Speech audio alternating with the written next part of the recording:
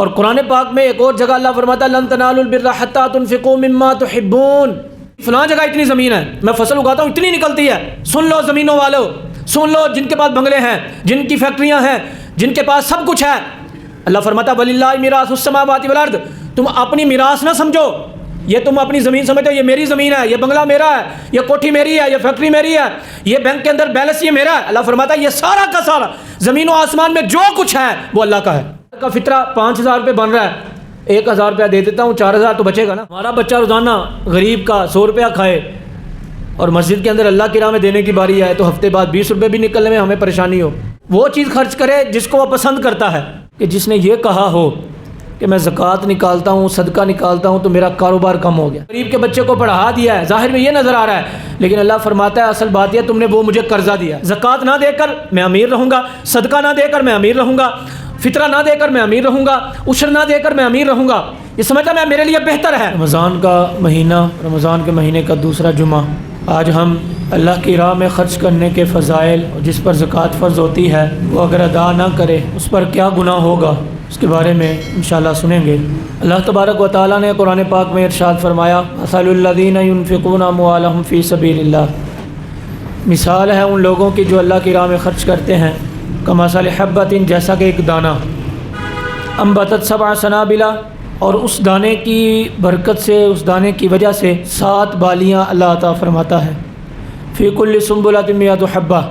اور ہر بالی کے اندر 100 دانے ہوتے ہیں، واللہ یضاعف لمن یشاء، اللہ جس کو چاہے اس سے زیادہ بھی عطا فرما سکتا ہے، واللہ واسع علیم، اور اللہ وسعت والا، علم والا۔ اس آیت کریمہ میں یہ پتہ چلا، دنیا کی مثال اللہ پاک نے یہاں پر دی تاکہ سمجھنے میں آسانی ہو۔ کسان اپنی زمین میں ایک دانہ ڈالتا ہے، ایک بیج ڈالتا ہے، تو اس کی وجہ سے جیسے چاول کی فصل ہے، اس ایک دانے کی وجہ سے 7 بالیاں، 7 چھوٹی چھوٹی ٹہنیاں یوں کہہ لیں اگتی ہیں، اور ہر ٹہنی کے اوپر، ہر بالی کے اوپر 100 دانے ہوتے ہیں۔ یعنی اس کا مطلب یہ ہوا کہ ایک دانے کی برکت سے اللہ پاک کسان کو جو زمین میں دانہ اگاتا ہے، اللہ 700 دانے عطا فرماتا ہے۔ یہ مثال دی ہے دنیا کی، کہ دنیا میں اگر کوئی زمین میں ایک دانہ ڈالے تو اللہ 700 دانے عطا فرماتا ہے، تو جو اللہ کی راہ میں خرچ کرے تو اللہ کتنا عطا فرمائے گا، اللہ تبارک و تعالیٰ کتنی برکتیں عطا فرمائے گا۔ اور ایمان والوں کی علامت بھی بیان کی گئی، الذین یؤمنون بالغیب ویقیمون الصلاۃ ومما رزقناہم ینفقون، وہ لوگ جو بن دیکھے ایمان لاتے ہیں، ان کی نشانی کیا ہے؟ نماز پڑھتے ہیں اور اس کے ساتھ ساتھ اللہ کی راہ میں خرچ کرتے ہیں جو اللہ نے عطا کیا، جو اللہ پاک نے اپنے فضل سے عطا کیا، تو یہ ایمان والوں کی علامت بھی ہے۔ اللہ پاک نے جو قرآن پاک میں ذکر فرمایا، تو جب دنیا کے اندر بندہ ایک دانہ اگائے تو 700 دانے ملتے ہیں، تو جو اللہ کی راہ میں دے دے تو اللہ پھر 700 نہیں بلکہ کتنے عطا فرمائے گا، وہ جو اس کی شان کے لائق ہے۔ پتہ یہ چلا اللہ کی راہ میں خرچ کرنے کی بڑی برکتیں ہیں، اور یہ بھی نبی اکرم صلی اللہ علیہ وسلم نے ارشاد فرمایا انسان جو دیتا ہے وہ اپنے جسم کا صدقہ بھی دیتا ہے، اس سے الماریوں سے محفوظ فرماتا ہے، پریشانیوں سے نجات دیتا ہے، دنیا کی مشکلوں میں آسانیاں دیتا ہے، کل قیامت میں اجر تو ملنا ہی ہے، کل قیامت میں جو شان عطا کی جائے گی وہ تو ملے گی۔ دوسری آیت کریمہ میں فرمایا، دوسرے پارے کی آیت ہے، اللہ فرماتا ہے من ذا الذی یقرض اللہ قرضا حسنا، کون ہے جو اللہ کو قرضہ حسنا دے؟ دنیا کے اندر کوئی بندہ ہے جو اللہ کو قرض دے سکے؟ ذہن میں یہ بات آتی ہے کہ قرض اس کو دیا جاتا ہے جو ضرورت مند ہوتا ہے، جس کو بیماری کے لیے چاہیے ہوتا ہے، جس کو آگے کسی کو دینا ہوتا ہے، مشکل وقت کے لیے وہ کسی سے مانگتا ہے مجھے کو 2000 5000 1 لاکھ دے دینا، وہ قرض ہوتا ہے، پھر وہ 1 مہینے بعد 2 ماہ کے بعد واپسی لٹاتا ہے، جتنے لیے ہیں اتنے ہی دیتا ہے، زیادہ دے گا تو وہ سود میں آ جائے گا، یہ قرض کی بات ہے۔ تو اللہ فرماتا ہے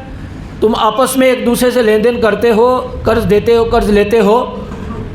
لیکن اللہ قرض لینے سے پاک ہے، کیونکہ دنیا کے اندر قرض وہ لیتا ہے جس کو ضرورت ہوتی ہے، اللہ کو تو کوئی ضرورت نہیں ہے۔ نعوذ باللہ ہم کہیں گے کہ اللہ کو ہمارے پیسوں کی ضرورت ہے، اللہ والوں کی ضرورت ہے، اللہ پاک کو پاؤنڈ کی ضرورت ہے، درہم و دینار کی اللہ کو ضرورت ہے، سونے چاندی کی اللہ کو ضرورت نہیں، اللہ پاک ہے ان چیزوں سے۔ لیکن اللہ پاک نے کس بات سے تشبیہ دی؟ فرمایا من ذا الذی یقرض اللہ قرضا حسنا، کون ہے جو اللہ کو قرضہ حسنا دے؟ قرضہ حسنا سے دینے سے مراد کیا ہے؟ وہ یہ کہ تم کسی غریب کو دے دو گے، سمجھ لو تم نے اللہ کو دیا ہے، تم کسی مدرسے میں دو گے، سمجھو مدرسے میں نہیں دیا، اللہ کو دیا ہے۔ مسجد میں دو گے، سمجھ لو تم نے اللہ کو دیا ہے۔ کسی کا بھلا کر دو گے دنیا کے اندر، سمجھ لو تم نے اللہ کو عطا کیا ہے۔ ٹھیک ہے، تو اب پتہ یہ چلا کہ جس کو دینے کا اللہ نے حکم دیا ہم اس کو دیں گے۔ ظاہر میں نظر یہ آ رہا ہے کہ میں نے اپنے بھائی کی مدد کی ہے، میں اپنے دوست کی مدد کی ہے، میں نے اپنے رشتہ دار کی مدد کی ہے، میں نے مسجد کی مدد کی ہے، میں نے مدرسے کی مدد کی ہے، غریب کے بچے کو پڑھا دیا ہے۔ ظاہر میں یہ نظر آ رہا ہے، لیکن اللہ فرماتا ہے اصل بات یہ تم نے وہ مجھے قرضہ دیا ہے، مجھے قرض دیا ہے۔ اب جب تم نے مجھے قرض دے دیا تو اب دنیا کے اندر تو یہ ہے جس کو دیا ہے برابر ہی لٹانا پڑے گا، برابر ہی دینا پڑے گا۔ زیادہ کی بات کریں گے تو وہ سود میں آ جائے گا، لیکن اللہ فرماتا ہے تم نے مجھے قرض دیا تو میں کیسے لٹاؤں گا؟ فَيُضَاعِفَهُ لَهُ أَضْعَافًا كَثِيرًا، فرمایا میں بہت زیادہ کر کے اپنی شان کے لائق، بہت زیادہ کر کے تمہیں واپس لٹاؤں گا، تو اس کی شان کے لائق ہے۔ یہ اللہ پاک نے قرآن کی آیت کریمہ کے اس حصے میں ارشاد فرمایا۔ تو پتہ یہ چلا کہ جو شخص کسی بیمار کی مدد کرے سمجھ لو اس نے اللہ کو دیا،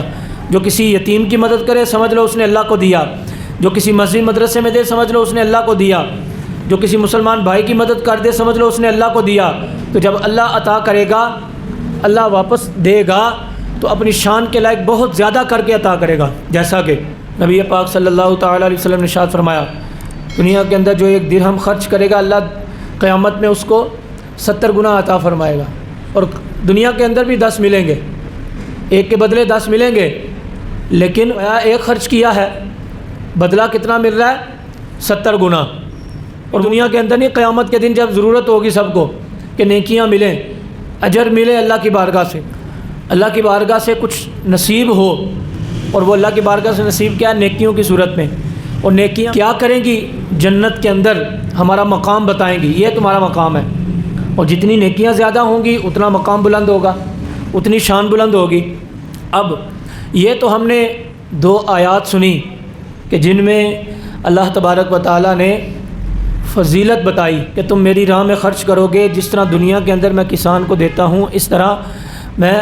قیامت کے دن بھی تمہیں عطا کروں گا، دنیا کے اندر بھی برکتیں دوں گا۔ یہ حقیقت بات ہے، جو لوگ صحیح زکوٰۃ نکالتے ہیں سال کے بعد یا صدقہ و خیرات کرتے رہتے ہیں، ان کو اللہ کسی نہ کسی طریقے سے دنیا کے اندر ہی برکت دیتا ہے۔ ہماری کبھی کسی ایسے شخص سے ملاقات نہیں ہوئی، کوئی بندہ ایسا ملا نہیں کہ جس نے یہ کہا ہو کہ میں زکوٰۃ نکالتا ہوں، صدقہ نکالتا ہوں تو میرا کاروبار کم ہو گیا یا مجھے مشکلیں آنا شروع ہو گئی ہیں۔ کوئی شخص دنیا کے اندر ایسا نہیں ملا ہوگا کہ جو زکوٰۃ نکالتا ہوگا یا اپنی زمین کا عشر نکالتا ہوگا فصل کا مکمل، اور وہ یہ کہے کہ مجھے مشکلیں آ گئی ہیں، بیماریاں آ گئی ہیں اور میرا کاروبار کم پڑ گیا زکوٰۃ دینے کی وجہ سے، صدقہ و خیرات دینے کی وجہ سے۔ صرف دل کو سمجھانے کی بات ہے، جو دیتا ہے اللہ برکت دیتا ہے۔ اور قرآن پاک میں ایک اور جگہ اللہ فرماتا ہے لن تنالوا البر حتى تنفقوا مما تحبون، ہرگز کوئی شخص بھلائی تک نہیں پہنچ سکتا، اللہ کی بارگاہ سے اس کو مقام مل ہی نہیں سکتا یہاں تک کہ وہ اللہ کی راہ میں وہ چیز خرچ کرے جس سے وہ محبت کرتا ہے، وہ چیز خرچ کرے جس کو وہ پسند کرتا ہے۔ وما تنفقوا من شيء فإن الله به عليم، اللہ فرماتا ہے جو تم خرچ کرتے ہو اس کو میں جانتا ہوں۔ تو آج کل پیسہ سب کو محبوب ہے، بینک میں لاکھوں روپے پڑے ہوں تو اچھے لگتے ہیں، جیب کے اندر اچھے خاصے پیسے ہوں تو بندہ اپنے آپ کو اچھا فیل کرتا ہے، اور دکان پہ بندہ بیٹھا ہو غلے کے اندر غلہ بھرا ہو پھر بھی اچھا محسوس کرتا ہے، کیونکہ پیسے سے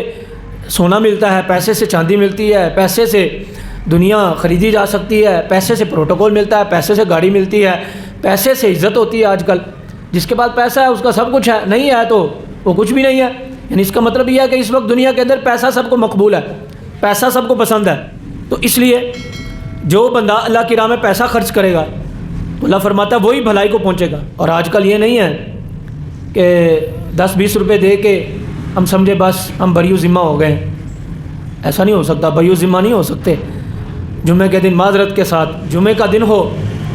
مسجد کے لیے چندہ اکٹھا ہو رہا ہو تو ہماری جیب سے 10 روپے نکل رہے ہوں، 20 کا نوٹ، اپنے چھوٹے سے بچے کو 5 سال کا بچہ اس کو 10 روپے دے کے بتائیں ذرا، 20 کا نوٹ دے کر بتائیں، کبھی قبول نہیں کرے گا، قبول کرے گا لیکن آپ اس کو آسرا دیں گے چل تھوڑی دیر بعد پھر لے لینا، پھر جا کے وہ کہے گا چل ٹھیک ہے گھنٹے بعد پھر اپنے ابا حضور کو 20 روپے پھر لے لوں گا۔ تو ہم ہفتے کے بعد 20 روپے مسجد کے اندر دے رہے ہوتے ہیں، تھوڑا سوچا نہیں ہوتا جس جیب کے اندر اس کے علاوہ جو پیسے ہیں، میرے بینک کے اندر پیسے ہیں، میری دکان کے اندر غلہ بھرا ہوتا ہے، مجھے ماہانہ جو تنخواہ ملتی ہے وہ دینے والا اللہ ہے، میں لیکن اس کے گھر پہ جب آتا ہوں تو 20 روپے کا نوٹ نکالتا ہوں۔ ہمارے لیے لمحہ فکری ہے۔ تو ہمارا بچہ روزانہ کی بنیاد پر کم سے کم غریب سے غریب کا بچہ ہوگا، میرے خیال میں جو نظر آتا ہے وہ 100 روپے سے کم نہیں کھاتا روزانہ۔ غریب سے غریب کا بچہ کہہ رہا ہوں، جو امیر کی بات ہے وہ تو بہت دور کی بات ہے، 100 روپے سے کم نہیں کھاتا ہوگا۔ وہ الگ بات ہے کہ ہم حساب و کتاب نہیں کرتے کہ کتنے لیے ہیں بچوں نے، حساب کرنے پر آئے تو بڑی دور بات چلی جائے گی۔ اس لیے ہمارا بچہ روزانہ غریب کا 100 روپیہ کھائے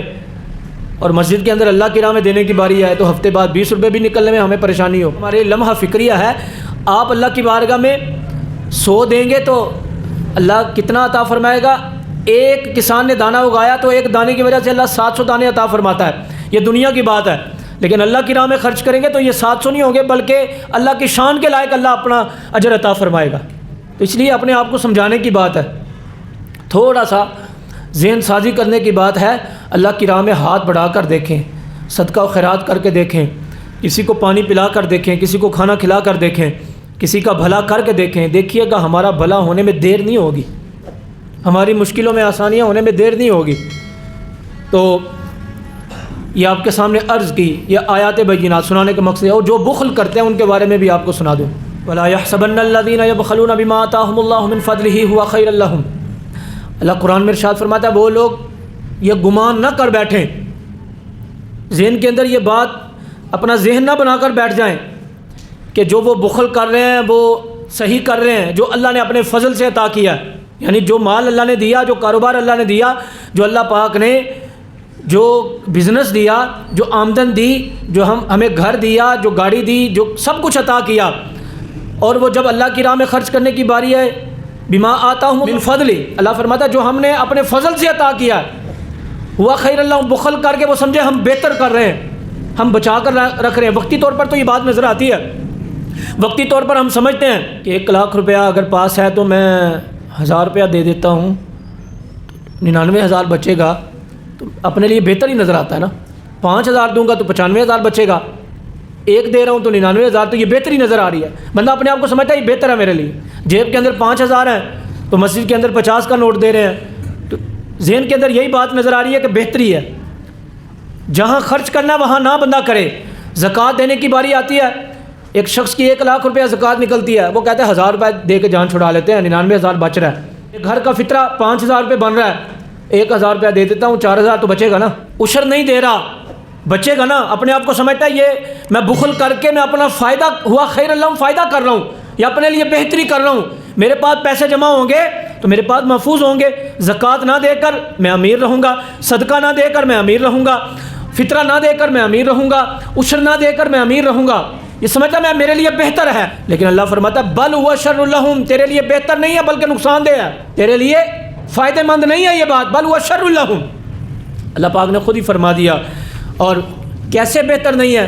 تم بخل کرو گے زکوٰۃ دینے کے وقت، تم بخل کرو گے فطرہ دینے کے وقت، تم بخل کرو گے عشر دینے کے وقت، تم بخل کرو گے صدقہ و خیرات کرنے کے وقت، تم بخل کرو گے اللہ کی راہ میں خرچ کرنے کے وقت، بخل کرو گے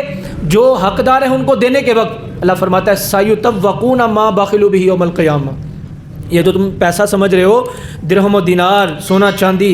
ڈالر تم نے جو جمع کر کے رکھے، کل قیامت میں تمہارے گلے کا توق ہوں گے۔ یہ پاک فرماتا ہے خلاصہ اس کا یہی ہے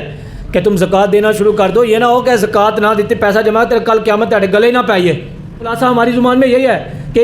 یہ زکوٰۃ نہ دینا، فطرہ نہ دینا، اللہ کی راہ میں خرچ نہ کرنا، گلے چ نہ پہ جائے کل قیامت والے دن۔ گلے چ پہ گیا تو پھر نکلنا بڑا مشکل ہے،